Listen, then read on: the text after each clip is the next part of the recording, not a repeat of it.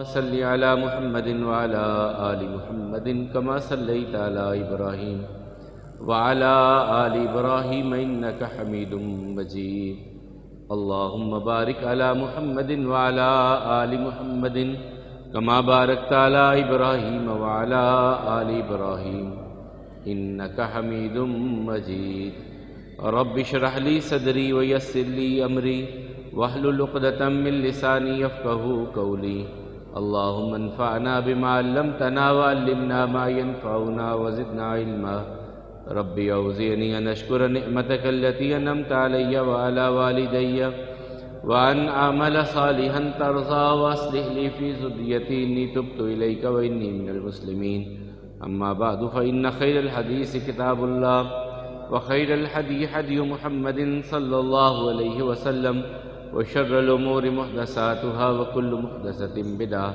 كل بدعة ضلالة والضلالة في النار أعوذ بالله السميع العليم من الشيطان الرجيم بسم الله الرحمن الرحيم يا أيها الذين آمنوا اتقوا الله حق تقاته ولا تموتن إلا وأنتم مسلمون يا أيها الناس اتقوا ربكم الذي خلقكم من نفس واحدة وخلق منها زوجها وبث منهما رجالا كثيرا ونساء واتقوا الله الذي تساءلون به والأرحام إن الله كان عليكم رقيبا يا أيها الذين آمنوا اتقوا الله وقولوا قولا سديدا يصلح لكم أعمالكم ويغفر لكم ذنوبكم ومن يطع الله ورسوله فقد فاز فوزا عظيما وقال النبي صلى الله عليه وسلم الدنيا كلها متاع وخير متاع الدنيا المرأة الصالحة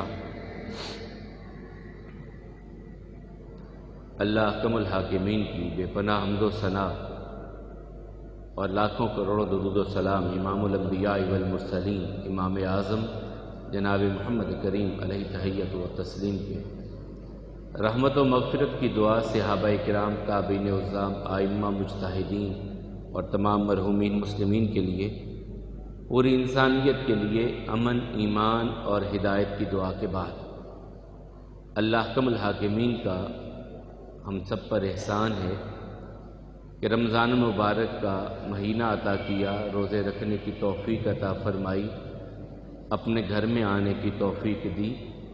اللہ احکم الحاکمین ہمارے روزوں کو، ہمارے رات کے قیام کو، ہمارے صدقہ و خیرات جس طرح کے بھی ہم کر پائے ہیں اپنی بارگاہ میں قبول فرمائے، اور اس میں جو کوئی کمی اور کوتاہی رہ گئی ہے اپنے فضل اپنی رحمت سے ہم سب کو معاف کر دے۔ محترم حضرات، زندگی اور زندگی میں زندگی کا ہم سفر، اور ہم سفر کے لیے انتخاب، اور پھر ایک ایسے شخص کا شریک حیات کہ جو دنیا کے لیے ایک رول ماڈل، ایک نمونہ بننے جا رہے تھے، ان کے لیے اللہ تعالیٰ نے ان کے سفر کے جو شریک حیات بنائیں وہ بھی انسانیت کے لیے ایک نمونہ تھی۔ میری مراد جناب محمد کریم علیہ السلام اور ان کی ازواج مطہرات ہیں کہ جنہوں نے کریم آقا علیہ السلام کی زندگی میں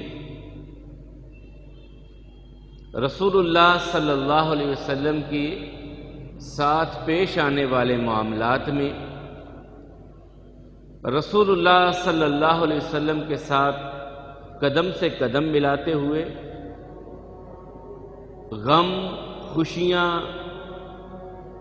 فقر و تونگری، ان سب میں رسول اللہ صلی اللہ علیہ وسلم کا کما حقہ ساتھ دیا۔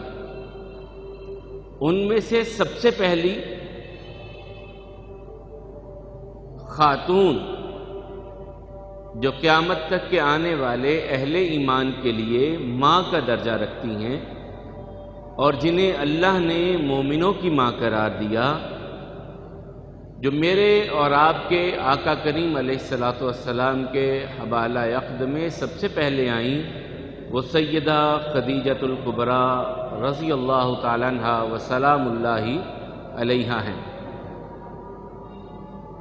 انہوں نے جس طرح رسول اللہ صلی اللہ علیہ وسلم کی زندگی میں ان کا ساتھ دیا، وہ ایک قابل رشک، اور اگر کوئی برا نہ محسوس کرے تو قابل تقلید عمل ہے ہماری خواتین کے لیے۔ ایک خوبصورت، ایک بہت روشن بیوی کی حیثیت سے جو کردار سیدہ خدیجہ رضی اللہ تعالیٰ عنہا نے ادا کیا ہے وہ بہت روشن، بہت خوبصورت ہے، کہ جس کی یاد رسول اللہ صلی اللہ علیہ وسلم پوری زندگی نہیں بھلا پائے۔ پوری زندگی رسول اللہ صلی اللہ علیہ وسلم کو حضرت خدیجہ رضی اللہ تعالیٰ عنہ کی رفاقتیں، ان کی زبان سے کہے ہوئے جملے، ان کی تسلیاں، ان کی تشفیاں وہ یاد رہیں۔ آپ سب جانتے ہیں کہ رسول اللہ صلی اللہ علیہ وسلم کے ساتھ جب ان کا نکاح سے پہلے تجارت کے لیے ایک تعلق تھا، مال لے کر کے جاتے تھے، اور 2 بار ان کی نکاح پہلے ہو چکے تھے حضرت خدیجہ رضی اللہ تعالیٰ عنہ کے، مالدار بہت تھیں، سیدۃ نساء قریش ان کو کہا جاتا تھا، کہ قریش کی عورتوں کی سردار خدیجہ رضی اللہ تعالیٰ عنہ۔ رسول اللہ صلی اللہ علیہ وسلم کے لیے کہیں بات چلی تو انہوں نے اپنی سہیلی سے بات کی کہ اگر ان کے ساتھ میرا نکاح ہو جائے تو کیا کہنے، ایسے شریف، ایسے صادق و امین، ان سے نکاح ہو جائے۔ تو یہ بات ان کی سہیلی نے رسول اللہ صلی اللہ علیہ وسلم کے گھر میں آ کے خواجہ ابو طالب کی موجودگی میں، ان کی بیوی اور حضرت رسول اللہ صلی اللہ علیہ وسلم کی موجودگی میں کی۔ تو اس طرح یہ تحریک چلی اور یہ رشتہ ہوا، اور اللہ کے حبیب علیہ السلام نے بعض روایات کے مطابق 20 اونٹ حق مہر دے کر کے نکاح کیا۔ 20 اونٹ حق مہر، ہم تو 32 روپے پہ بیٹھے ہیں نا، 32.25 روپے پہ 20 اونٹ دیے رسول اللہ صلی اللہ علیہ وسلم نے حق مہر میں۔ اور اگر آج کے حساب سے لگا لیں تو 1.5 لاکھ کا بھی اگر اونٹ لگائیں تو 30 لاکھ روپے کے قریب اللہ کے رسول صلی اللہ علیہ وسلم حق مہر دے رہے ہیں سیدہ خدیجہ رضی اللہ تعالی عنہا کو۔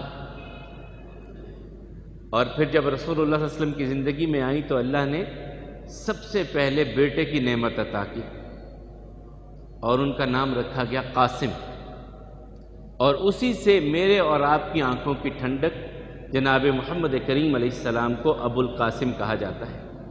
یہ رسول اللہ صلی اللہ علیہ وسلم کی کنیت ہے ابو القاسم، وہ پہلے بیٹے انہی کے نام۔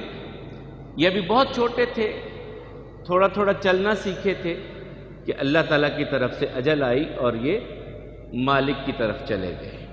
یہ بہت چھوٹی عمر میں چلے، پھر اللہ تعالیٰ نے بیٹیاں عطا کی، سیدہ زینب عطا کی، رقیہ عطا کی، ام کلثوم عطا کی، فاطمہ عطا کی، اور پھر عبداللہ عطا کیا۔ رسول اللہ صلی اللہ علیہ وسلم کی ساری اولاد جو ہے وہ حضرت خدیجہ کے بطن سے ہے، سوائے ایک بیٹے کے جو مدینہ میں آ کر کے پیدا ہوئے، وہ سیدہ ماریہ قبطیہ رضی اللہ تعالیٰ عنہ کے بطن سے ابراہیم، ایک بیٹے ابراہیم تھے جو مدینہ میں آ کے پیدا ہوئے تھے، وہ صرف سیدہ ماریہ قبطیہ رضی اللہ تعالیٰ عنہ کے بطن سے، باقی ساری اولاد جو ہے رسول اللہ صلی اللہ علیہ وسلم کی وہ حضرت خدیجہ کے بطن سے پیدا ہوئی۔ اللہ کے رسول صلی اللہ علیہ وسلم کے ساتھ زندگی بڑی خوشی اور خوشحالی کی۔ پھر اللہ تعالیٰ کی طرف سے جب رسول اللہ صلی اللہ علیہ وسلم کی عمر مبارک 40 سال کے قریب ہونے کو آئی تو وہاں پر سچے خواب آنے شروع ہوئے۔ سیدہ عائشہ رضی اللہ تعالیٰ نے طویل حدیث کی راویہ ہیں، صحیح بخاری کی 3ری حدیث ہے، وہ کہتی کہ رسول اللہ صلی اللہ علیہ وسلم کو خواب آتے اور وہ روشن صبح کی طرح پورے ہو جاتے۔ یہ 6 مہینے تک سلسلہ رہا، 6 ماہ تک یہ سلسلہ رہا، خواب دیکھتے بالکل پورا ہوتا۔ اب یہاں تھوڑی سی بات اور بھی ذہن میں رکھیے کہ انبیاء کرام کے خواب اللہ کی طرف سے وحی ہوتے ہیں، اللہ کی طرف سے وہی ہوتے ہیں انبیاء کرام کے خواب۔ میرے آپ کے خوابوں میں بہت کچھ معاملات ہو سکتے ہیں، وہ میرے اور آپ کے کھانے کی وجہ سے بھی ہو سکتے ہیں، میرے اور آپ کے دن کے تخیلات کی وجہ سے بھی ہو سکتے ہیں، وہ سچے بھی ہو سکتے ہیں، وہ جھوٹے بھی ہو سکتے ہیں، یہ مختلف چیزیں اس کی ہوتی ہیں۔ لیکن انبیاء کرام کے خواب سچے ہوتے ہیں، اللہ کی طرف سے ہوتے ہیں، جس کی سب سے بڑی مثال ابراہیم علیہ السلام کی ہے کہ انہوں نے خواب میں دیکھا بیٹا ذبح کر رہے ہیں، اور بیٹے سے بات کی کہ بیٹے میں نے دیکھا ہے خواب میں تجھے ذبح کر رہا ہوں۔ بیٹے نے یہ نہیں کہا کہ ابا جان خواب تو خواب ہوتا ہے، انہوں نے کہا یا ابت افعل ما تؤمر، ابا جان آپ کو جو اللہ نے حکم دیا ہے وہ کر گزریے۔ تو انبیاء کرام کے خواب کیا ہوتے ہیں؟ وہی ہوتے ہیں، تو وہ پورے ہو جاتے ہیں۔ اب رسول اللہ صلی اللہ علیہ وسلم کے دل میں خلوت نشینی آئی، حرا میں چلے جاتے، حرا میں کچھ وقت گزارتے، کچھ کھانا پانی لے جاتے۔ وہ سیدہ خدیجہ رضی اللہ تعالیٰ بھی کبھی ساتھ میں ہوتی تو وہ بھی وہیں پہ رسول اللہ صلی اللہ علیہ وسلم کے پاس۔ تو یہ وقت گزرتا گیا، بڑا خوبصورت وقت گزرتا گیا کہ جبریل امین علیہ السلام رسول اللہ صلی اللہ علیہ وسلم کے سامنے آئے پہلی مرتبہ، اور آ کر کے کہا اقرا پڑھیے۔ کہنے لگے ماں انا بقاری، میں پڑھا ہوا نہیں ہوں۔ تو سینے سے لگا کر کے رسول اللہ صلی اللہ علیہ وسلم کو اپنے سینے سے لگایا جبریل امین علیہ السلام نے، اور پھر کہا اقرا پڑھیے۔ ماں انا بقاری، میں پڑھا ہوا نہیں ہوں۔ 3 بار ایسا ہوا، پھر کہا اقرا بسم ربک الذی خلق خلق الانسان من علق۔ یہ ساری آیات 5 اللہ تعالیٰ کی طرف سے عطا کی گئی۔ اب رسول اللہ صلی اللہ علیہ وسلم گھر میں آئے تو کہنے لگے زملونی زملونی، چادر اڑاؤ، کمبل دو مجھ کو۔ وہ دے دیا گیا۔ پھر جب کچھ افاقہ ہوا تو اس وقت سیدہ خدیجہ رضی اللہ تعالیٰ نے جب ان سے بات کی، پوچھا، تو کہنے لگے خشیت علی نفسی، مجھے اپنی جان کا ڈر ہے، اپنے بارے میں خوف ہے۔ تو ایک جملہ انہوں نے کہا اس وقت، کہنے لگی کلا، اللہ کی قسم، واللہ اللہ کی قسم، لا یخزیک اللہ ابدا، اللہ کبھی آپ کو رسوا نہیں کریں گے، کبھی بھی۔ کلا واللہ، ہرگز نہیں، ہرگز نہیں، اللہ کی قسم، اللہ آپ کو کبھی رسوا نہیں کریں گے۔ یہ ایک بیوی جو انسان کی سارے معاملات پہ نظر رکھتی ہے، اس کی طرف سے یہ جملہ تھا کہ اللہ آپ کو ضائع نہیں کریں گے، رسوا نہیں کریں گے۔ پھر انہوں نے 5 خوبیاں رسول اللہ صلی اللہ علیہ وسلم کی بیان کی ہیں اس موقع پہ۔ 5 خوبیاں۔ ہم باہر بہت سارے ہمارے اوپر خول ہوتے ہیں، ہم بڑے کچھ میک اپ کر کے اپنا لوگوں کے سامنے بنا لیتے ہیں تشخص، لیکن گھر میں ہمارے معاملات کچھ اور ہوتے ہیں۔ جس کے گھر کے معاملات بھی صاف ستھرے ہوں، اس کی بیوی پھر ایسا ہی کہتی ہے۔ انہوں نے کہا اللہ کی قسم، اللہ آپ کو کبھی رسوا نہیں کرے گا۔ کیوں؟ انک لتصل الرحم، کیونکہ آپ تو رشتہ داروں کو ملانے والے ہیں، رشتوں کو ملانے والے ہیں۔ جہاں کہیں آپ دیکھتے ہیں کہ کہیں رشتوں میں کمزوری آ رہی ہے، آپ رشتوں کو مضبوط کرتے ہیں، خاندانوں کو مضبوط کرتے ہیں، لوگوں کو مضبوط کرتے ہیں، ان کے درمیان تعلق کو مضبوط کرتے ہیں آپ۔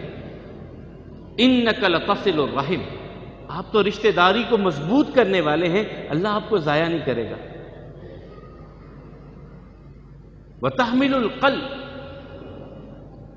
جس کا کوئی بوجھ اٹھانے والا نہیں ہوتا، اس کا بوجھ آپ اٹھا لیتے ہیں۔ کوئی بوجھ اٹھانے والا نہیں۔ کوئی بوڑھا، یہ بھی ہو سکتا ہے کہ کوئی بوڑھا ہے نہیں اٹھایا جا سکتا، تو رسول اللہ صلی اللہ علیہ وسلم نے بوجھ اٹھا دیا۔ یہ بھی ہو سکتا ہے کہ کوئی مجبور اتنا ہے کہ اپنی زندگی کے سفر کا بوجھ نہیں اٹھا سکتا، رسول اللہ صلی اللہ علیہ وسلم اس کی ضروریات کو پورا کر کے اس کی زندگی کو آسان کر رہے ہیں۔ وَتَحْمِلُ الْقَلَّ وَتَكْسِبُ الْمَعْدُومِ، آپ تو ان کے لیے کماتے ہیں جن کا کوئی کمانے والا نہیں ہوتا، جن کے پاس سورس آف انکم نہیں ہوتا، آپ کی کمائی ان کے لیے ہے۔ اب یہ دیکھ لیں کتنی بڑی بات ہے کہ رسول اللہ صلی اللہ علیہ وسلم پہ پہلی وحی اتر رہی ہے، اور ان کی بیوی ان کے بارے میں ریمارکس دے رہی ہیں، کہہ رہی ہیں کہ آپ تو کماتے ہی ان کے لیے ہیں جن کا کوئی کمانے والا نہیں ہے، آپ تو لوگوں کے بوجھ اٹھاتے ہیں۔ وتصدیق الحدیث، آپ سچ بولنے والے ہیں، جھوٹ نہیں ہے آپ کی زندگی میں، اللہ آپ کو کیسے ضائع کر دے گا کہ آپ کی زندگی میں جھوٹ نہیں ہے؟ وَتَقْرِئُ الضَّيْفَ، آپ مہمانوں کی عزت کرنے والے ہیں، مہمان کو سر ماتھے پہ بٹھاتے ہیں، اللہ آپ کو کیسے ضائع کر دے گا؟ وَتُعِينُ عَلَى نَوَائِبِ الْحَقِّ، آپ حق کے علم بردار بن جاتے ہیں، حق کے ساتھ کھڑے ہو جاتے ہیں، یہ نہیں دیکھتے کہ یہ مخالف قبیلے کا ہے، فلاں قبیلے کا ہے، میرا اس کے ساتھ تعلق ہے نہیں ہے، یہ نہیں دیکھتے تھے، یہ دیکھتے تھے حق والا کون ہے اور کس کی بات حقیقت پہ مبنی ہے، اس کے ساتھ رسول اللہ صلی اللہ علیہ وسلم کھڑے ہو جاتے ہیں۔ یہ خوبیاں کبھی اپنے اندر سوچئے گا، ان میں سے کوئی ایک بھی ہم میں آ جائے، کوئی ایک بھی ہم میں آ جائے۔ یہ رسول اللہ صلی اللہ علیہ وسلم کی وہ خوبیاں ہیں جو سیدہ خدیجہ رضی اللہ تعالیٰ عنہ نے بیان کی ہیں۔ مہمان نوازی کرتے ہیں، عزت کرتے ہیں مہمانوں کی، رشتہ داریوں کو ملاتے ہیں، آپ ان کے لیے کماتے ہیں جن کا کوئی کمانے والا نہیں ہے۔ رسول اللہ صلی اللہ علیہ وسلم بوجھ اٹھاتے ہیں جن کا کوئی بوجھ اٹھانے والا نہیں ہے۔ پھر ورقہ بن نوفل کے پاس لے گئیں، جو اپنے چچا زاد بھائی کے پاس، ساری بات ہوئی، اور یہ پہلی خاتون ہیں جو رسول اللہ صلی اللہ علیہ وسلم کی نبوت و رسالت کی گواہ بنی۔ رسول اللہ صلی اللہ علیہ وسلم کی نبوت و رسالت کی پہلی گواہ سیدہ خدیجہ رضی اللہ تعالیٰ عنہ ہے۔ اور پھر وہ وقت بھی آیا، ایک دن کھانا بنا رہی تھی، کھانا بنا کے برتن میں ڈالا اور لے کے آنے لگی رسول اللہ صلی اللہ علیہ وسلم کے پاس۔ صحیح بخاری کی حدیث ہے، رسول اللہ صلی اللہ علیہ وسلم کے پاس کھانا بنا کے لے کے آ رہی ہیں، تو جبریل امین علیہ السلام بھی آگے،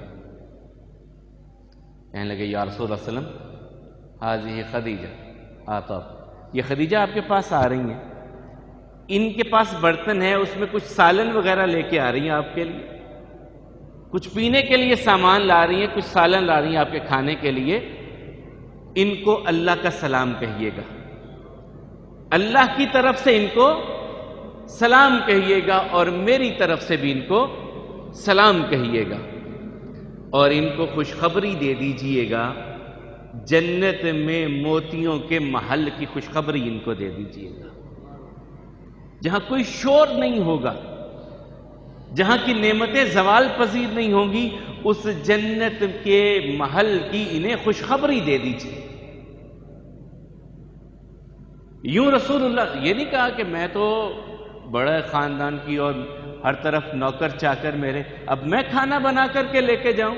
یہ جو ہمارے پیچھے جو شور اٹھا تھا نا، اپنا سالن خود گرم کر لو، خدیجہ سالن بنا کر کے لا رہی ہیں رسول اللہ صلی اللہ علیہ وسلم کے لیے۔ اللہ کو یہ ادا اتنی پسند آئی کہ میرے حبیب کی خدمت میں یوں لگی ہیں تو میرا بھی سلام کہہ دو، جبریل کہتے ہیں میرا بھی سلام کہہ دیجئے، اور جنت میں موتیوں کے محل کی بشارت بھی دے دیجئے۔ بیٹی جوان ہوئی سیدہ زینب، تو ایک دن بیٹھی رسول اللہ صلی اللہ علیہ وسلم کے پاس، یا رسول اللہ صلی اللہ علیہ وسلم میری بہن آئی ہیں، سیدہ حالہ میری بہن آئی ہیں، بیٹی بڑھ گئی جوان ہو گئی ہے، تو وہ چاہتی ہیں کہ اپنے بیٹے کے لیے رشتہ مانگنے کے لیے میری بہن آئی ہیں۔ ابی العاص رضی اللہ تعالیٰ عنہ رسول اللہ صلی اللہ علیہ وسلم کے سب سے پہلے اور بڑے داماد، یہ حضرت خدیجہ رضی اللہ تعالیٰ عنہ کے سگے بھانجے ہیں، سیدہ حالہ رضی اللہ تعالیٰ عنہ کے بیٹے ہیں۔ رسول اللہ صلی اللہ علیہ وسلم نے کہا یہ تو گھر کا دیکھا بھالا بچہ ہے، کوئی بات نہیں، بسم اللہ کرتے ہیں۔ یہ پہلی شادی کی اور سیدہ خدیجہ رضی اللہ تعالیٰ نے اپنا ہار جو ہے اپنی بیٹی کے گلے میں ڈال دیا، اور یہ وہ ہار تھا جب بدر میں سیدنا ابی العاص رضی اللہ تعالیٰ اس وقت بدر میں کافروں کی طرف سے شریک تھے، تو قیدی بن گئے، تو ان کے فدیے کے طور پہ وہ ہار بھیجا گیا، تو رسول اللہ صلی اللہ علیہ وسلم نے وہ ہار دیکھا تو خدیجہ یاد آ گئی، آنکھوں میں آنسو آ گئے، یہ تو ہار وہ خدیجہ کا تھا جو اس نے اپنی بیٹی کو دیا تھا۔ پھر کہا کہ اگر تم لوگ مجھ کو اجازت دو تو میں اپنی بیٹی کو یہ ہار واپس کرنا چاہتا ہوں، تو صحابہ کرام نے کہا ہم کون ہوتے ہیں اعتراض کرنے والے یا رسول اللہ صلی اللہ علیہ وسلم، آپ کی جس طرح مرضی آئے آپ ویسا کیجیے۔ تو حضرت خدیجہ رضی اللہ تعالیٰ عنہ نے رسول اللہ صلی اللہ علیہ وسلم کا ساتھ بڑا کمال کا دیا، جس کے بارے میں مسند احمد میں ایک روایت بھی ہے۔ آقا کریم علیہ الصلوۃ والسلام گھر میں تھے مدینہ میں، تو یہی ابی العاص کی والدہ سیدہ حالہ رضی اللہ تعالیٰ عنہ آئی ہیں اور انہوں نے آ کر کے دروازے پہ اجازت مانگی ہے، یا رسول اللہ صلی اللہ علیہ وسلم میں اندر آنے کی اجازت چاہتی ہوں، اجازت ہے؟ یاد رکھیے یہاں ایک بات اور بھی ذہن میں آئی، کبھی کسی کے گھر میں بغیر اجازت کے نہیں جانا، کسی کا گھر ہے، یہ جو ہمارے ہاں تصور ہے نا، لو بھائی کا گھر ہے اس میں اجازت لینے کی کیا ضرورت ہے، بہن کا گھر ہے اجازت لینے کی کیا ضرورت ہے، بیٹے کا گھر ہے اجازت لینے کی کیا ضرورت ہے؟ اجازت لینے کے بغیر کسی کے گھر میں نہیں جانا۔ اور اجازت کا طریقہ رسول اللہ صلی اللہ علیہ وسلم کا کیا ہوتا تھا؟ دستک دی یا آواز دی، السلام علیکم ورحمۃ اللہ، اور دروازے سے تھوڑا سا سائیڈ پہ ہو کے کھڑے ہو جاتے، سامنے دروازے کے نہیں کھڑے ہوتے تھے کہ دروازہ کھلے اور اندر نظر جائے، ایسا نہیں کرتے تھے، دروازے سے تھوڑا دائیں تھوڑا بائیں رسول اللہ صلی اللہ علیہ وسلم کھڑے ہوتے تھے اور السلام علیکم سے آواز دیتے، اگر اندر سے وعلیکم کہہ کے دروازہ کھول دیتے، مرحبا کہتے تو اندر چلے جاتے، ورنہ نہیں جاتے تھے۔ سیدہ حالہ رضی اللہ تعالیٰ عنہ آئی ہیں اور اجازت لے رہی ہیں، رسول اللہ صلی اللہ علیہ وسلم کی سالی ہیں اور رسول اللہ صلی اللہ علیہ وسلم کی بیٹی کی ساس ہیں، دوہرا رشتہ ہے، اجازت مانگ رہی ہیں۔ جب اجازت مانگی تو آواز کانوں میں پہنچی رسول اللہ صلی اللہ علیہ وسلم کے، کہا واللہ یہ تو حالہ ہے۔ فوراً حضرت خدیجہ کی یاد آ گئی کہ خدیجہ جیسی اس کی بہن کی آواز ہے، کہا اللہ کی قسم یہ تو حالہ لگتی ہے۔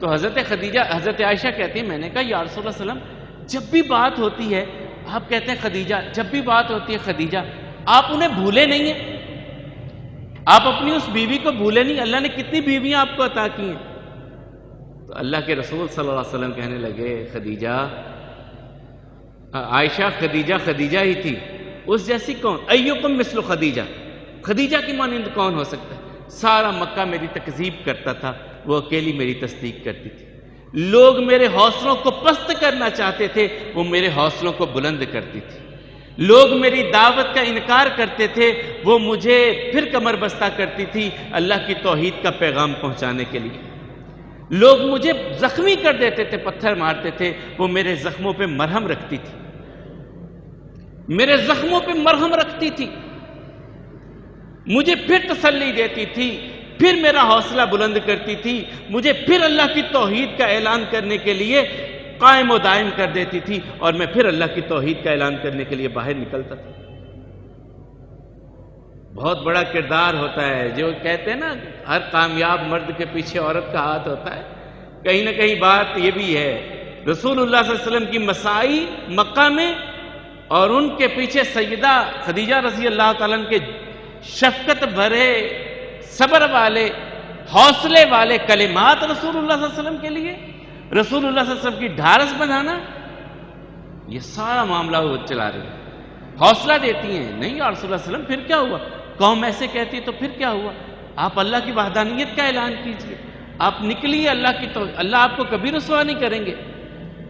اور پھر وہ وقت آیا کہ دوسری بیٹی بھی بڑی ہوئی اور ان کے نکاح کے لیے حضرت عثمان غنی رضی اللہ تعالیٰ عنہ کا انتخاب جب ہوا، عثمان غنی رضی اللہ تعالیٰ عنہ کے ساتھ سیدہ رقیہ کا نکاح ہوا، اور وہ بھی حضرت خدیجہ کی زندگی میں ہوا، پھر وہ ہجرت بھی کر کے چلی گئی حبشہ کی طرف، لیکن حضرت خدیجہ نے 24-25 سالہ رفاقت ہے رسول اللہ صلی اللہ علیہ وسلم کے ساتھ، 25 سال کے قریب رفاقت، 24 سال کی ان کی ہے رسول اللہ صلی اللہ علیہ وسلم، کبھی غم میں، خوشی میں، تنگی میں، حالانکہ وہ اتنی بڑی مالدار، تو تنگیاں بھی دیکھی رسول اللہ صلی اللہ علیہ وسلم کے گھر میں، مال میں کبھی کچھ مل گیا تو کبھی نہ بھی ملا، ایسا بھی ہوا، تو شکوہ نہیں زبان پہ لائیں، شکایت زبان پہ نہیں لائیں کہ میں تو اتنے امیر خاندان کی اور میرا اتنا مال اور اتنی تجارت، اور ایک موقع ایسا بھی آیا کہ رسول اللہ صلی اللہ علیہ وسلم غمگین تھے،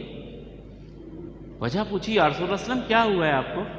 کہا کاش میرے پاس مال ہوتا تو میں مکے کے یتیموں پہ، مسکینوں پہ، بیواؤں پہ خرچ کرتا، کہا اللہ کے حبیب علیہ السلام یہ میرا مال کس کا ہے؟ یہ بھی تو آپ کا ہے. دن کو خرچ کیجئے، رات کو خرچ کیجئے، آپ کا مال ہے، میرا نہیں ہے، یہ آپ ہی کا ہے. اور پھر ایسا وقت بھی آیا کہ ان کے بھتیجے تھے حکیم بن حزام رضی اللہ تعالیٰ، بعد میں مسلمان ہوئے. یہ منڈی میں گئے، طائف کی منڈی میں ایک بچہ دیکھا، نوجوانی کی عمر کو پہنچتا ہوا. بڑا اچھا لگا کہ یار یہ غلام نہیں لگتا لیکن منڈی میں بک رہا ہے، تو خرید کے لے آئے. اخلاق اچھا لگا، بچے کا رکھ رکھاؤ اچھا لگا، تو اپنی پھپھی جان سیدہ خدیجہ کو دے دیا. پھپھی جان یہ بچہ آپ کی خدمت کیا کرے گا، آپ کے گھر کے کام کاج کرے گا. جب خدیجہ رضی اللہ تعالیٰ کا نکاح ہو گیا رسول اللہ علیہ وسلم کے ساتھ، وہ بچہ بھی ساتھ آ گیا. اب حضرت خدیجہ رضی اللہ تعالیٰ نے وہ بچہ رسول اللہ صلی اللہ علیہ وسلم کے لیے وقف کر دیا کہ بھئی گھر کے کام کاج چھوڑو، تم نے رسول اللہ صلی اللہ علیہ وسلم کی خدمت کرنی ہے، جو کام کہیں گے وہ کرنا ہے. خدمت کر رہے ہیں، رسول اللہ صلی اللہ علیہ وسلم کے ساتھ ہیں. ایک دن دستک ہوئی دروازے پہ رسول اللہ صلی اللہ علیہ وسلم کے. کچھ لوگ آئے ہیں، اجنبی ہیں، پہچانے نہیں جا رہے، باہر سے کہیں آئے ہیں. انہوں نے آ کر کے بات شروع کی رسول اللہ صلی اللہ علیہ وسلم سے کہ اس طرح کا، اس حلیے کا ایک بچہ ہے، ہمارا بیٹا ہے، میرا بھتیجا ہے، دونوں بھائی ساتھ آئے تھے. تو وہ کہیں بکتا ہوا، ہماری لڑائی ہوئی تھی، لڑائی میں قیدی بن گیا، قیدی وہ بک گیا، بکتے ہوئے ہمیں پتہ چلا ہے کہ وہ آپ کے پاس آیا ہے، ہم سے جتنا چاہیں مال لے لیں، ہمارا بچہ ہمیں دے دیں. رسول اللہ صلی اللہ علیہ وسلم فرمایا بھئی ایسے بچہ تو نہیں دوں گا، بچے کو بلا لیتے ہیں، اگر وہ آپ کا بچہ ہے اور وہ جانا چاہتا ہے میں کوئی پیسہ نہیں لوں گا آپ سے، لیکن اگر وہ بچہ میرے پاس رہنا چاہتا ہے پھر آپ کے ساتھ میں اسے روانہ بھی نہیں کروں گا. حضرت زید کو بلایا گیا، آگے بیٹا پہچانتے ہو ان کو، یہ کون ہے؟ جی یا رسول اللہ صلی اللہ علیہ وسلم، یہ میرے چچا جان ہیں، یہ میرے ابا جان ہیں. کہا یہ تمہیں لینے کے لیے آئے ہیں، اگر تم جانا چاہو تو جا سکتے ہو، میں کوئی معاوضہ نہیں لوں گا، بالکل تم آزاد ہو، جا سکتے ہو ان کے ساتھ، اور اگر میرے پاس رہنا چاہو تو رہ سکتے ہو، یہ تمہاری اپنی مرضی ہے. حضرت زید رضی اللہ تعالیٰ کہنے لگے ابا جان آزادی تو بڑی چیز ہے، لیکن جن کی غلامی میں ہوں نا اس پہ 1000 آزادیاں قربان کی جا سکتی ہیں، میں تو رسول اللہ صلی اللہ علیہ وسلم کا غلام بن کے زندگی گزاروں گا. باپ کہنے لگا ہوئے تو آزاد نہیں ہونا چاہتا؟ تجھے یہ اچھا نہیں لگتا تو اپنے خاندان میں جائے، قوم قبیلے میں جائے، اپنے رشتہ داروں میں، بہن بھائیوں میں جائے کھیلے؟ کہا جی مجھے یہ اچھا نہیں لگتا، مجھے ان کی غلامی ہی اچھی لگتی ہے. اب اس موقع پہ رسول اللہ صلی اللہ علیہ وسلم نے پھر بچے کا ہاتھ پکڑا اور بیت اللہ میں لے آئے، اور بیت اللہ میں آگے کہا کہ یہ آج سے میرا منہ بولا بیٹا ہے، اور یہ وہ واحد بچہ ہے جس کا نام اللہ نے رسول اللہ صلی اللہ علیہ وسلم کے صحابہ میں سے قرآن میں ذکر کیا. صرف ایک صحابی کا نام ہے، نام لے کے جن کا اللہ نے قرآن میں ذکر کیا ہے وہ یہ صرف ایک بچہ زید ہے، جس نے کہا تھا کہ 1000 آزادیاں قربان ہیں رسول اللہ صلی اللہ علیہ وسلم کی غلامی پہ. صرف ان کا نام قرآن کریم میں آیا ہے. تو یہ بھی حضرت خدیجہ رضی اللہ تعالیٰ کی طرف سے. پھر مشکلات بھی جب آئیں تو مشکلات میں شیب ابی طالب رسول اللہ صلی اللہ علیہ وسلم کی زندگی کا ایک بڑے 3 کٹھن سال تھے، جب پورے مکہ نے سوشل بائیکاٹ کر دیا، اقتصادی بائیکاٹ کر دیا بنو ہاشم کا، کہ یا تو رسول اللہ صلی اللہ علیہ وسلم کو دعوت توحید سے باز کرو یا پھر تم سے کوئی لین دین نہیں ہوگا، کوئی تمہارے ساتھ سودا سلف نہ بیچے گا نہ خریدے گا.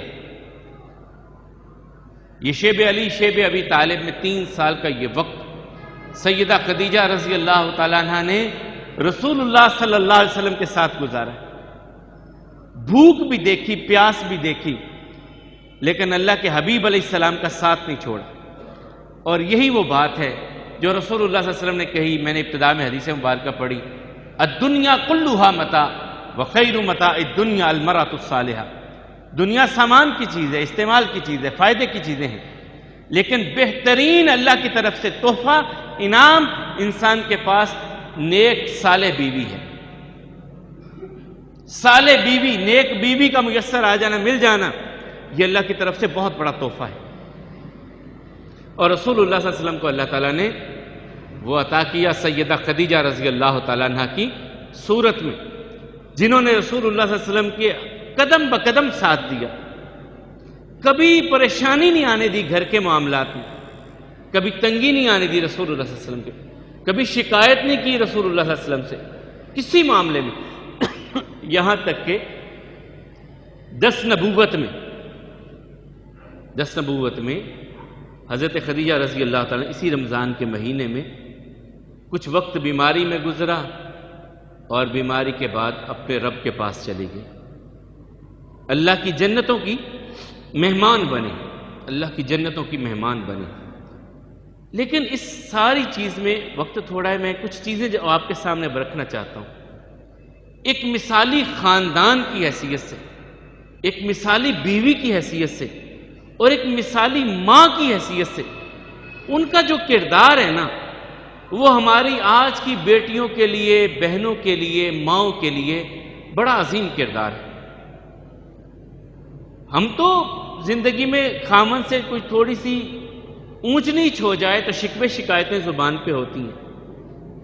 دیکھیں، پڑھیں سیدہ خدیجہ رضی اللہ تعالیٰ کی سیرت کو کہ کس طرح رسول اللہ صلی اللہ علیہ وسلم کا انہوں نے ساتھ دیا۔ ایک عورت کے لیے، ایک بیوی کی حیثیت سے سیدہ خدیجہ رضی اللہ تعالیٰ کا جو کردار ہے وہ اتنا روشن اور بہترین ہے۔ کاش ہماری بیٹیوں کو، بہنوں کو یہ سمجھ آ جائے اور وہ ویسا کردار بنانے کی کوشش کریں، ویسا کردار، ایک ماں کی حیثیت سے ان کا کردار، وہ ان کی اولاد کی تربیت میں جھلکتا ہے کہ رسول اللہ صلی اللہ علیہ وسلم کی بیٹیوں کی جس انداز میں تربیت کی ہے انہوں نے، جس طرح بیٹیوں کی تربیت کی ہے۔ بیٹے تو اللہ چھوٹی عمر میں لے گیا، قاسم ابھی پاؤں چلنے لگے تو فوت ہو گئے، اور اسی طرح جو عبداللہ تھے رسول اللہ صلی اللہ علیہ وسلم کے بیٹے، جن کو طیب و طاہر کہا جاتا ہے، یہ بھی بہت چھوٹی عمر میں چلے گئے۔ جب کافروں نے یہ تانا دیا قد بطر محمد استغفر اللہ کہ محمد صلی اللہ علیہ وسلم کی تو نسل ختم ہو گئی، تو اللہ تعالیٰ نے کہا کہ نہیں، انا اعطیناک الکوثر فصلی لربک وانحر ان شأنک ھو الابتر، آپ کی نسل ختم نہیں ہوئی۔ یہ جھوٹے ہیں جو بات یہ کہتے ہیں، ہم نے تو آپ کا ذکر ہی ایسا رکھ دیا ہے کہ وہ ہر لمحہ بلند سے بلند تر ہونے والا ہے، کبھی کم ہونے والا نہیں ہے۔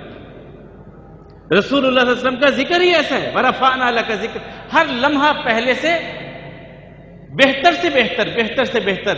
جب سے رسول اللہ صلی اللہ علیہ وسلم پر اللہ نے یہ آیات نازل کی ہیں، اس وقت سے لے کر کے قیامت کے قائم ہونے تک کوئی لمحہ ایسا نہیں آئے گا کہ رسول اللہ صلی اللہ علیہ وسلم کے ذکر میں، ان کے تذکرے میں، ان کا نام لینے میں، ان کے نام لیواؤں میں کبھی کمی آئے، یہ ممکن ہی نہیں ہے۔ وہاں پہ جو حوصلہ، جو تربیت سیدہ خدیجہ رضی اللہ تعالیٰ عنہ نے کی ہے بیٹیوں کی، اور میں اکثر ایک بات کہتا ہوں، مرد دین کی طرف آتا ہے تو دین گھر کی دہلیز تک لاتا ہے، لیکن عورت اگر دیندار ہو، وہ اللہ اور اس کے رسول کے احکامات کو سمجھنے والی ہو، تو وہ نسلوں میں دین لے جاتی ہے، نسلیں تبدیل ہو جاتی ہیں، کیونکہ تربیت عورت کرتی ہے۔ تو اپنے اس معاملے میں خاص طور پہ میں خواتین سے آج میرا سارا ہے کہ وہ سیدہ خدیجہ رضی اللہ تعالیٰ عنہ کی زندگی کو، سیرت کو سٹڈی کریں، پڑھیں، اور اس طرح کا ماحول اپنے گھروں میں بنانے کی کوشش کریں جیسا سیدہ خدیجہ رضی اللہ تعالیٰ نے اپنے گھر کا ماحول بنایا۔ اگر نیک بیوی، اچھی بیوی ہو تو یہ گھر بھی جنت بنتے ہیں۔ گھر بڑے ہونے سے جنت نہیں بنتے، وہاں پہ بڑا ساز و سامان ہونے سے گھر میں سکون نہیں ہوتا۔ گھروں میں سکون ہوتا ہے اللہ کے دین کی وجہ سے، اچھی بیوی گھر میں موجود ہو اس کی وجہ سے، وہ اولاد کی اچھی تربیت کرے، خامد کے معاملات کو دیکھے، اس کی وجہ سے دنیا میں گھر جنت بنتے ہیں۔ لیکن جہاں عورت کی ذمہ داری ہے وہاں مرد کی بھی کچھ ذمہ داریاں ہیں۔ کریم آقا علیہ الصلوۃ والسلام نے فرمایا خیرکم خیرکم لأہلہ وانا خیر لأہلی، تم میں سے بہترین مرد وہ ہے جو اپنے گھر والوں کے لیے بہترین ہے۔ ہمارے ہاں الٹ ہوتا ہے، ہم باہر جس طرح میں نے آغاز میں کہا نا بڑے چوگے چڑھائے ہوتے ہیں اخلاقیات کے، میٹھی زبان کے، اور بڑی گفتگو، میٹھی لچھے دار گفتگو کہتے ہیں لوگوں کے ساتھ، لوگ کہتے ہیں یار بڑا اچھا آدمی، لیکن گھر آتے ہی ہمارے سارے چوگے اتر جاتے ہیں اور ہماری زبان کی وہ مٹھاس ختم ہو جاتی ہے بلکہ کڑواہٹ میں بدل جاتی ہے۔ جو باہر لوگوں کے ساتھ بڑی میٹھی میٹھی باتیں کرتا ہے گھر میں آتے ہی وہ تمے کی طرح کڑوا ہو جاتا ہے۔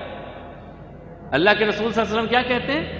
خیرکم خیرکم لأہلی، بہتر انسان وہ ہے جو اپنے گھر والوں کے لیے بہتر ہے، وانا خیر لأہلی، اور میں اپنے گھر والوں کے لیے سب سے بہترین ہوں۔ تو نمونہ ہمارے لیے وہی ہیں سیدہ خدیجہ، رسول اللہ صلی اللہ علیہ وسلم، کائنات کا سب سے مثالی جوڑا، کائنات کی سب سے روشن زندگی گزارنے والا جوڑا، اور ایسی عظیم ماں کہ جن جیسی کوئی تربیت کرنے والی نہیں ہے۔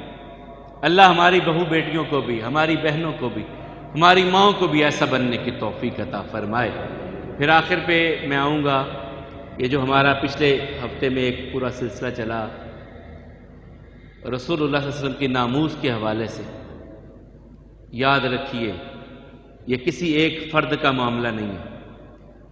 جس انسان کی زبان پہ اشہد ان لا الہ الا اللہ ہے اور اشہد ان محمد عبدہ و رسول ہے، اسے اپنی جان سے، اپنے مال سے، اپنی اولاد سے بڑھ کر محبت رسول اللہ صلی اللہ علیہ وسلم سے ہے۔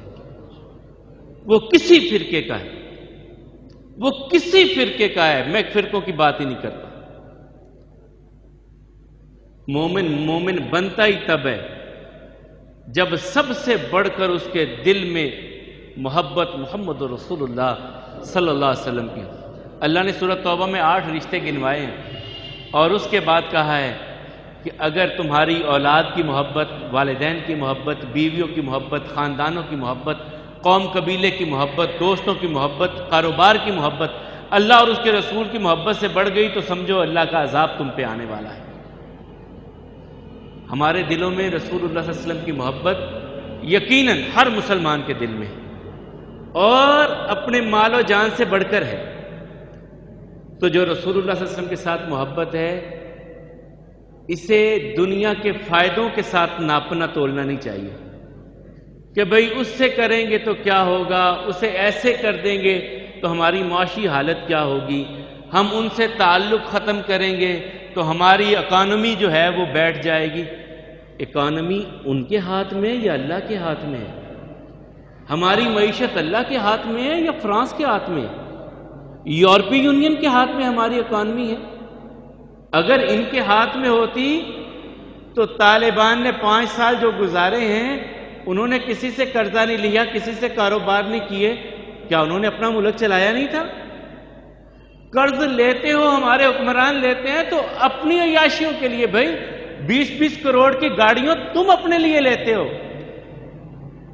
اپنی عیاشیوں کے لیے تم رسول اللہ صلی اللہ علیہ وسلم کی عزت و ناموس کو جو ہے وہ اس کی خاطر تم بہانے اور ہیلوں کی طرف چلے جاتے ہو۔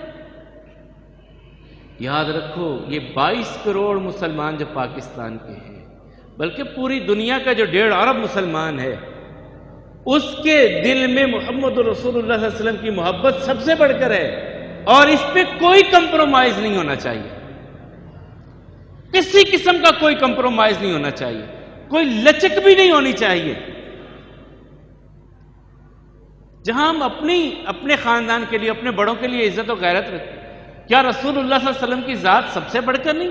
ان کے لیے عزت و غیرت سب سے بڑھ کر ہے۔ تو یہ ہم سب کو بھی جس انداز میں بھی آپ چل سکیں کہ رسول اللہ صلی اللہ علیہ وسلم کی حرمت پہ، ان کی عزت پہ، ان کی ناموس پہ کوئی کمپرومائز نہیں کسی قسم کا۔ اور اس کے ساتھ ہی ایک دو چیزیں اور جو مسائل پوچھے گئے ہیں کہ کوئی بندہ کسی کو کوئی چیز ہبہ کر دیتا ہے، گفٹ دے دیتا ہے، تحفہ دے دیتا ہے، وہ واپس نہیں لے سکتا۔ یہ سوال تھا کہ کیا تحفہ دیا ہوا واپس لیا جا سکتا ہے؟ یاد رکھیے جس کو تحفہ دے دیا جائے، کسی کو ہبہ کر دی جائے کوئی چیز، وہ واپس نہیں ہو سکتی، یہاں تک کہ رسول اللہ صلی اللہ علیہ وسلم نے فرمایا خرید بھی نہیں سکتے واپس۔ حضرت عبداللہ ابن عمر رضی اللہ عنہما نے گھوڑا کسی کو تحفہ دیا. ایک دن دیکھا کہ وہ گھوڑا بازار میں بک رہا ہے. دل چاہا کہ میں خرید لوں. رسول اللہ صلی اللہ علیہ وسلم کے پاس آئے. یا رسول اللہ صلی اللہ علیہ وسلم، میں نے فلاں بندے کو گھوڑا تحفہ دیا تھا، اب وہ گھوڑا بیچ رہا ہے، بازار میں بک رہا ہے، میں خرید لوں. تو رسول اللہ صلی اللہ علیہ وسلم نے فرمایا تو خرید بھی نہیں سکتا، کیونکہ تو تحفہ دے چکا ہے، چھوڑ دے اس کو، کوئی اور لے لے. تو جو چیز ہبہ کر دی جائے اسے واپس نہیں لیا جا سکتا.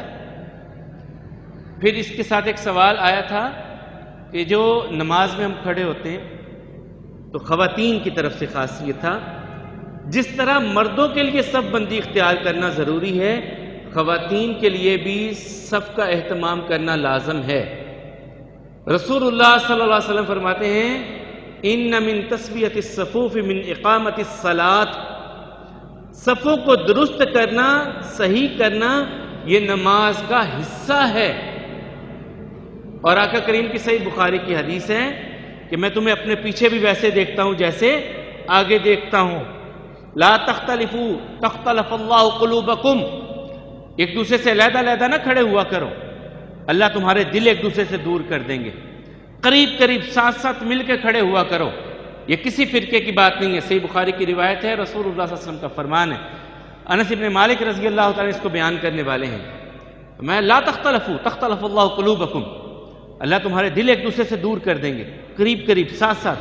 انس کہتے ہیں پھر احدنا یلزق قدمہ بقدم صاحبہ ومنقبہ بمنقبہ، ہم پھر ایک دوسرے کے کندھے سے کندھا ملا کر کے، پاؤں سے پاؤں ملا کر کے کھڑے ہوا کرتے تھے.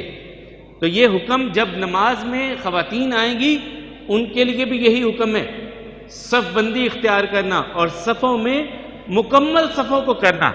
یہ نہیں ہے کہ ایک صف میں کچھ جگہ باقی ہے تو پیچھے صف اور بن گئی، پیچھے اور بن گئی، پیچھے اور بن گئی. نہیں، صفوں کی تکمیل ضروری ہوتی ہے. جو نقص ہے، جو کمی ہے، وہ آخری صف میں آنی چاہیے. صفیں مکمل وہ خواتین کی ہیں یا مردوں کی. اس کے ساتھ ہی ایک اور چیز سوال تھا، کیا خواتین مسجد میں آنا؟ رسول اللہ صلی اللہ علیہ وسلم کے دور میں 5 وقت میں خواتین مسجد میں آ کر کے نماز ادا کرتی تھی. یہ ہمارے ہاں کچھ معاملات ایسے ہو گئے، ہم نے بازار کے قریب عورتوں کو کر دیا اور مسجد سے دور کر دیا.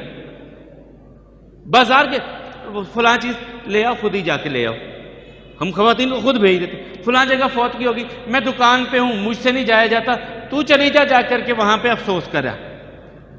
دنیا کے قریب عورت کو کر دیا اور دین سے ہم نے دور کر دیا. پھر کہتے ہیں اولادوں کی تربیت نہیں ہوتی. اولاد کی تربیت کیا ہوگی؟ اس بی بی کو خود دین کا پتہ ہوگا تو وہ اولاد کی تربیت کرے گی. ہم نے مسجد سے عورت کو دور کر دیا. اللہ کے رسول صلی اللہ علیہ وسلم کے پیچھے خواتین فجر کی نماز میں بھی آتی، ظہر میں بھی، عصر میں بھی، مغرب میں بھی، عشاء میں بھی آتی. سید عائشہ رضی اللہ عنہ کہتی ہیں اتنے اندھیرے میں فجر کی نماز ہوتی، ہم چادریں لے کر کے آتی تو کوئی کسی کو پہچان نہیں پاتی تھی کہ کون ہے، آتی نماز پڑھتی اور چلی جاتی. تو مسجد میں اگر آنا چاہیں، حضرت عبداللہ ابن عمر رضی اللہ عنہما یہ ایک دن حدیث بیان کر رہے ہیں کہ رسول اللہ صلی اللہ علیہ وسلم فرمایا عورتیں مسجد میں آنا چاہیں انہیں منع نہ کرو. ٹھیک ہے ان کے گھر بہتر ہے، لیکن مسجد آنا چاہیں منع نہیں کرو. تو ان کے بیٹے کہنے لگے میں تو نہیں اپنی عورت کو جانے دوں گا.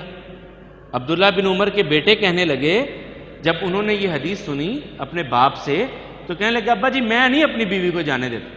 اس نے کہا میں تجھے رسول اللہ صلی اللہ علیہ وسلم کی بات کہتا ہوں، تو اپنی بات کرتا ہے؟ خبردار، تیرا میرا کوئی تعلق نہیں ہے. تو رسول اللہ صلی اللہ علیہ وسلم کی بات کے مقابلے میں اپنی بات، اپنی ذاتی رائے رکھتا ہے. تیری رائے کی کیا حیثیت ہے رسول اللہ صلی اللہ علیہ وسلم کی بات کے مقابلے میں؟ عبداللہ بن عمر نے اپنے بیٹے کو ڈانٹ دیا اس وقت. اللہ کے الحاکمین ہم سب کو اپنے پاک کلام کا فہم نصیب فرمائیں، توحید کی معرفت عطا فرمائیں، شرک کی غلاظتوں سے محفوظ فرمائیں، کمیوں کوتاہیوں سے درگزر فرمائیں.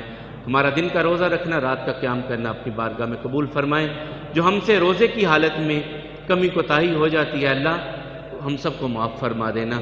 اے مالک و مولا دکھیاروں کے دکھوں کو دور فرمائیے، حاجت مندوں کی حاجتوں کو پورا فرمائیے، بے اولادوں کو نیک صالح اولاد عطا فرمائیے.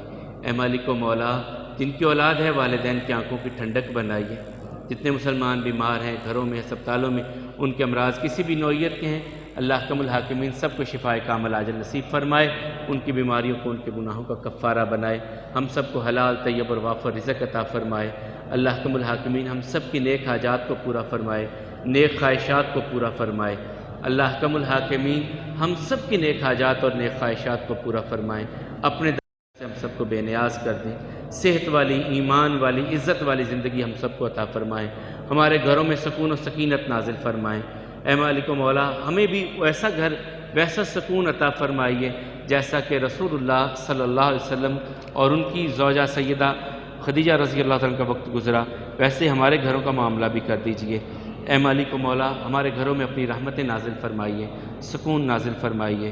جو مسلمان اس دنیا کو چھوڑ کے مالک کی بارگاہ میں گئے ان کے لیے خصوصی دعا کیجئے۔ یہ ہمارے بھائی ہیں سرور جو ریکارڈنگ کرتے ہیں، ان کے تایا جان فوت ہوئے، اسی طرح بہت سارے ساتھی ہمارے فوت ہوئے، تو جو پچھلے رمضان میں بھی کتنے ہمارے ساتھ تھے اس میں نہیں ہیں، ان سب کے لیے دعا کیجئے کہ اللہ حکم الحاکمین سب کی قبروں کو جنت کا باغیچہ بنا دے۔ جتنے بھی ہمارے دوست احباب بڑے بزرگ اس دنیا کو چھوڑ کے اللہ کی بارگاہ میں گئے، اے اللہ اپنی رحمت کاملہ واسعہ کے صدقے سب کی قبروں کو جنت کا باغیچہ بنا دے، سب کی مغفرت فرما دے، کمیوں کوتاہیوں سے ان کی درگزر فرما، اگلی منزلیں ان کی آسان کر دے۔ ہم جو زندہ ہیں، ہم سب کو جب دنیا سے لے جانے لگنا تو اے اللہ زبان پہ لا الہ الا اللہ جاری ہو، اس حال میں ہمیں اس دنیا سے لے جانا۔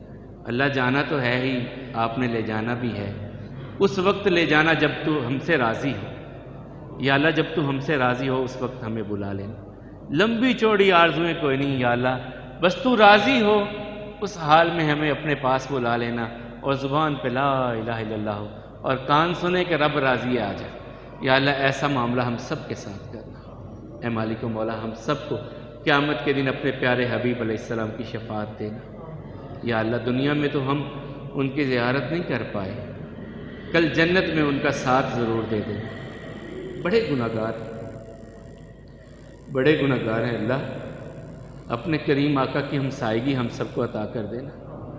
ہم کو ایسا کر دے یا اللہ، ایسا کر دے کہ تیرے حبیب کی محفل میں وہاں بیٹھنے والے ہوں، ان کی زیارتیں کرنے والے ہوں، اور اے اللہ اپنے وجہ کریم کی زیارت کی لذت بھی ہم سب کو عطا فرمانا۔ یا اللہ جنت میں جب تو اپنی زیارت کروائے ان میں ہم سب کو بھی شامل کر لینا، ہمارے گناہوں کی طرف نہ دیکھ اللہ، اپنی رحمت کی طرف دیکھ۔